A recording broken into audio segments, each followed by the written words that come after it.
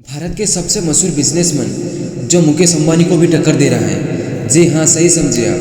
वो शख्स है गौतम अडानी। जब एक वक्त एक आर्थिक तंगी के कारण पढ़ाई छोड़नी पड़ी थी, लेकिन आज ये एयरपोर्ट से लेकर मंदिर तक और कोयले से लेकर घर में इस्तेमाल होने वाले तेल तक से पैसा कमा रहे हैं। लेकिन कम ही ऐसे लोग हैं जो कि उनके बारे में बहुत ज़्यादा जानते हैं। तो अगर आप भी गौतम अडानी की कामयाबी का राज जानना चाहते हो तो फिर बिना स्किप किए वीडियो को पूरा जरूर देखना।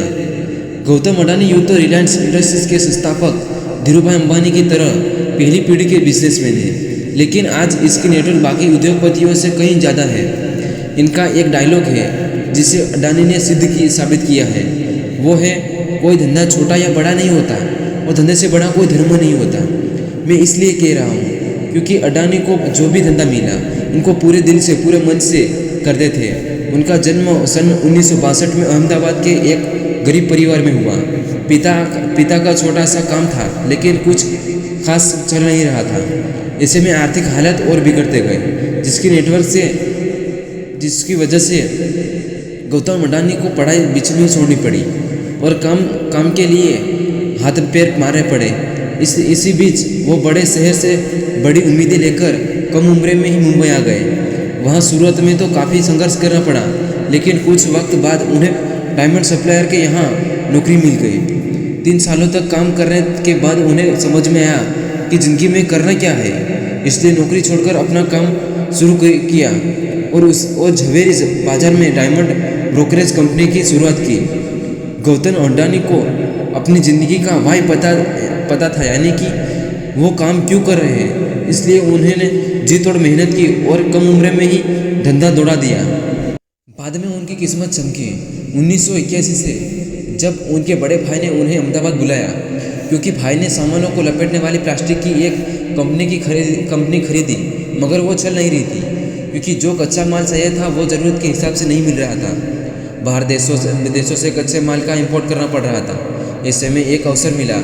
अडानी कंडला पोर्ट पर प्लास्टिक ग्रान्यूल्स का आयात शुरू किया और 1998 को शुरू की अडानी एक्सपोर्ट, जो कि बाद में नाम बदलकर अडानी एंटरप्राइजेस कर दिया।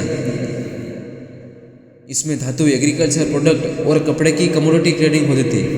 जब अब काम चल पड़ा था, कुछ ही साल में कंपनी और अडानी नाम बड़ा कमा लिया और फिर 1994 में अडानी एंटरप्राइजेस को शेयर बाजार में लिस्टेड भी कर दिया गया। 1994 उसके लिए वो साल था जिसने आज उसके इस मुकाम पर पहुंचने की नींव रखी, क्योंकि इस वक्त गुजरात सरकार पोर्ट डेवलपमेंट के लिए प्राइवेट कंपनी की तलाश कर रही थी। ऐसे में जैसे ही खबर अडानी तक पहुंची, उनकी कमाई तक का एक और सर्च नज़र आ गया।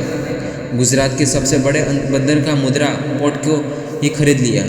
मुंद्रा पोर्ट को खरीदने के बाद उनको 1998 गौतम अडानी ने अडानी पोर्ट्स एंड पॉलिस्टिक कंपनी की शुरुआत की।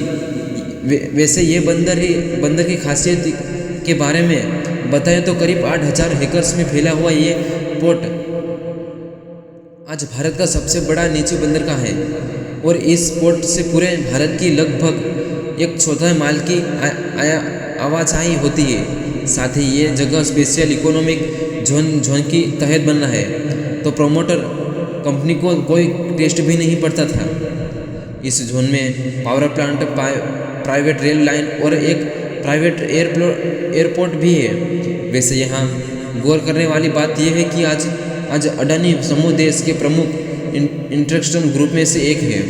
अडानी पोर्ट्स देश की सबसे बड़ी पोर्ट्स मैनेजमेंट कंपनी है और गुजरात, महाराष्ट्र, गोवा, केरल जैसे बहुत राज्य जैसे कि समुद्र के पास वाले सभी बंदर, उनके 13 डोमेस्टिक पोर्ट्स हैं। जैसे जैसे समय बीतता गया और अडानी अब खुद को ग्रो करते चले गए, वो लोगों को रसोई तक पहुंच गए फॉर्च्यून के थ्रू। वही फॉर्च्यून जिसका रिफाइंड ऑयल आज हर घर में सुबह शाम रात दिन इस्तेमाल होता है।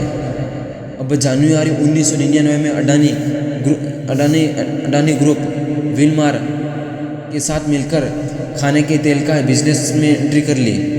देखते देखते 2005 में फूड कॉरपोरेशन ऑफ इंडिया के साथ मिलकर अलग अलग राज्यों में बड़े बड़े साइलोस बनाए। साइलोस वैसे तो वो चीज़ होती है जिसमें बड़े पैमाने पर अनाज को रखा जाता है। कहते हैं कि हीरे की परख जोहरी जानता है, फिर भी हार नहीं मानी और कोयले में भी एंट्री कर ली।